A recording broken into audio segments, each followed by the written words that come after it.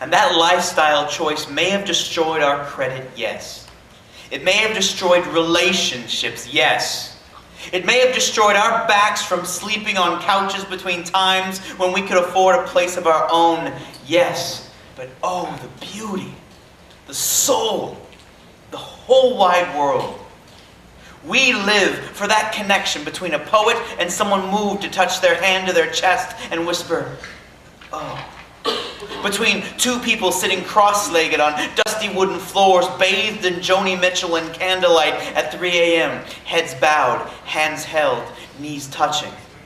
Between the wind and a person alone at a bus stop, whispering his truth over invisible turntable breakbeats from the shady confines of his hoodie. It's all poetry. All of it. Every single breath is scented with poetry.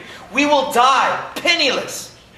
But oh, the stories, the love, the whole wide world held limp in the palms of our hands.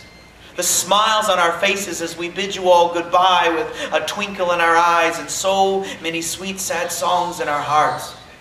So many people never get the chance to fly because they never have the courage to leap blindly, stupidly, floppingly out of the nest and bash themselves against all the branches all the way down, then get up and do it again. And again, so many times they feel like they'll die if they try again, but that's the only way to learn how to fly. And every poet who's ever spread their wings and left the bonds of this earth has a body covered in scars and bruises you feel in every word they speak. We don't just write poetry.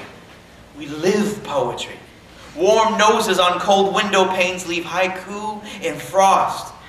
Blank pages across foreheads yield truth. We can cut our wrists on your lips and drip psalms on your tongues. We can't help it. We are poets.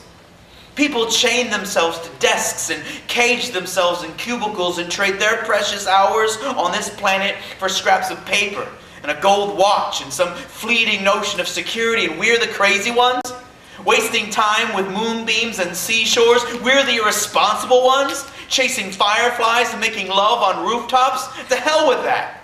Poetry may be the rose-colored glasses through which we see the world, but we get to see everything. We are not allowed to close our eyes. We do not have the right to remain silent. We are hopelessly, painfully, ravishingly, wonderfully, terribly, horribly in love with love and life itself. Even when it hurts.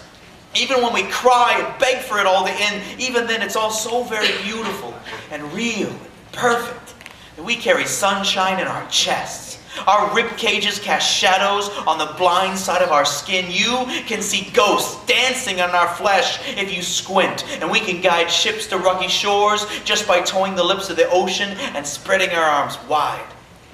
Our goal in life is simple. To be wide-eyed and breathless at the wonders of the world around us and dance naked in the warm summer rain and laugh even when everything sucks, because we may not always be happy and we may not always be right and we may not always be beautiful, but right here and right now we are young enough to still be alive. And all the stoplights are so green they sprout tendrils that tickle the tops of passing buses. And the whole wide world is still so full of magic and possibility, it would be an insult not to drink deeply of it. That's what we do. We drink deeply of life in full-throated gulps. That's who we are. We are poets.